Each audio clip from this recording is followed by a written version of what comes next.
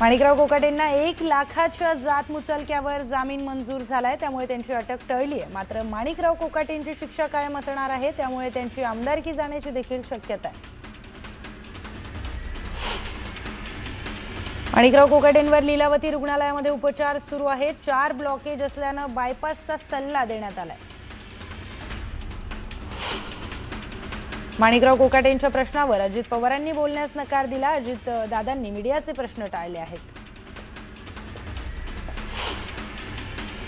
आता आणखी एका मंत्र्याची विकेट पडणार असल्याचं उद्धव ठाकरेंनी म्हटलंय। कोकाटेंच्या राजीनाम्यानंतर उद्धव ठाकरेंनी हे भाकीत केलंय। अनिल परब आणि राज ठाकरेंची शिवतीर्थवर युतीवर चर्चा झाली। जागा वाटपाची चर्चा अंतिम टप्प्यात असल्याची माहिती समोर आली आहे। शिवसेना भाजपात जागा वाटपावरून रस्सीखेच पाहायला मिळतीये। मुंबई, ठाणे, छत्रपती संभाजीनगरमध्ये जागा वाटपाचा तिढा निर्माण झालाय। सन्मानजनक जागा न मिळाल्यास स्वबळावर लढण्याचा इशारा शिवसेनेने दिलाय।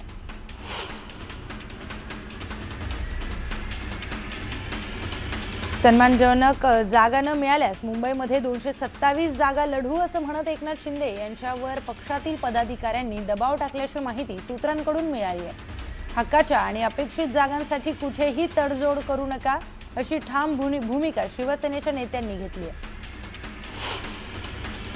छत्रपती संभाजीनगरमध्ये भाजप शिवसेनेची जागा वाटपाबाबत महत्त्वाची बैठक पार पडली। भाजप 50-50 जागा वाटपावर आग्रही आहे, तर या अगोदर आमचे नगरसेवक जास्त म्हणून शिवसेनेने जास्त जागांची मागणी केल्याचं बोललं जात आहे।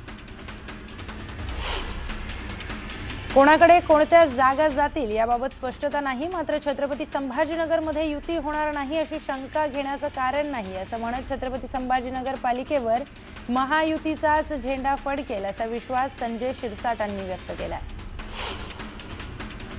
नाशिकमध्ये शिवसेना भाजपसोबत युती करण्यास इच्छुक आहे, मात्र भाजप पदाधिकारी हे महानगरपालिका निवडणुकीमध्ये युती करण्याबाबत त्यांच्यामध्ये संभ्रम दिसून येतोय। भाजपने अद्याप युतीबाबत सकारात्मक दाखवली नसल्यानं सांगत 2 दिवसांमध्ये गिरीश महाजनांसोबत बैठक होणार आहे। या बैठकीमध्ये अंतिम निर्णय होईल अशी माहिती मंत्री दादा भुसेंनी दिली आहे। भाजपकडून अपमानास्पद वागणूक मिळत असल्याचा आरोप करत किमान 50% दिल्या नाहीत तर स्वबळावर लढण्याचा इशारा शिवसेना आमदार हेमंत पाटील यांनी दिला। नांदेड महापालिका निवडणुकीसाठी राष्ट्रवादीकडून शिवसेना आणि भाजपला युतीचा प्रस्ताव देण्यात आलाय। मित्रपक्षाची युतीची तयारी नसेल तर आम्ही स्वतंत्र लढू असा नारा आमदार प्रताप पाटील चिखलीकर यांनी दिलाय। सोलापूर महापालिका निवडणुकीमध्ये भाजप आणि शिवसेनेची युतीची चर्चा जागा वाटपावरून रखडली। शिवसेनेकडून 50% जागांची मागणी करण्यात आली। युती न झाल्यास स्वबळावर लढण्यास आम्ही सक्षम आहोत असं संपर्क प्रमुख संजय कदम यांनी म्हटलंय। इचलकरंजी महापालिकेसाठी आमची 25 जागांची मागणी असल्याची हसन मुश्रीफांनी म्हटलंय, तर कोल्हापूर महानगरपालिकेच्या जागा वाटपाबाबत चर्चा झाली नसल्याची माहिती आहे। नवी मुंबई महापालिकेच्या 111 जागांसाठी तब्बल 467 इच्छुक उमेदवारांनी भाजपकडे उमेदवारी मागितली, त्यामुळे भाजपची डोकेदुखी वाढली। उमेदवारांच्या अर्जाची छाननी करण्यासाठी बैठका घेत असल्याचं भाजपचे आमदार विक्रांत पाटील यांनी सांगितले। प्रहार जनशक्ती पक्ष परभणी पालिकेची निवडणूक लढणार आहे। 10 जागांसाठी उमेदवार तयार असल्याचं शिवलिंग बोधनेंनी सांगितलंय, तर अन्य जागांसाठी इच्छुक उमेदवारही असल्याचं ते म्हणाले। राज्यातल्या 24 नगर परिषदा तर नगरपंचायतींसाठी उद्या मतदान होणार आहे। दिग्गजांची प्रतिष्ठा ही पणाला लागली आहे। साताऱ्याच्या फलटणमध्ये अभिनेता गोविंदाच्या प्रचार रॅलीचं आयोजन करण्यात आलं होतं। शिवसेनेच्या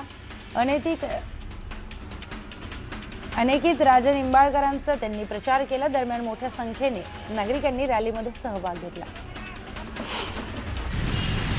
लातूर जिल्ह्यातील निलंगा नगर परिषदेसाठी नगराध्यक्ष पदाचे 7 तर 23 नगरसेवक पदासाठी 87 उमेदवार हे रिंगणामध्ये उतरले। काँग्रेसमधील बंडखोरीमुळे निवडणूक अधिक रंगत आली असून निलंग्यामध्ये राजकारण चांगलंच तापलंय। बारामती नगर परिषद निवडणुकीबाबत आढावा घेत असताना उपमुख्यमंत्री अजित पवारांनी नगरपालिकेसमोरील चहाच्या स्टॉलवर चहाचा आस्वाद घेतला। चहा विक्रेता फोटो घेत असताना फोटोसाठी 100 रुपये द्यावे लागतील अशी मिश्किल टिप्पणी करताच एकच हाशा पिकला। महाबळेश्वर नगर परिषद निवडणुकीच्या प्रचार सभेत बोलताना मदत व पुनर्वसन मंत्री मकरंद पाटलांनी महाबळेश्वरच्या विकासासाठी निधीची चिंता करू नका, कारण राज्याच्या तिजोरीच्या चाव्या अजितदादांकडे आहे असं विधान केलंय। त्यामुळे राजकीय चर्चांना मात्र उधाण आलंय। केंद्र आणि राज्य सरकारच्या सर्व योजना राबवून वाशिम शहराचा चेहरा मोहरा बदलू असं नगराध्यक्षपदाचे उमेदवार अनिल केंदळे यांनी स्पष्ट केलं। तर वाशिम नगर परिषदेसाठी नगराध्यक्षपदाचे उमेदवार असलेले अनिल केंदळे यांनी मतदारांना भावनिक साथ घातली आहे।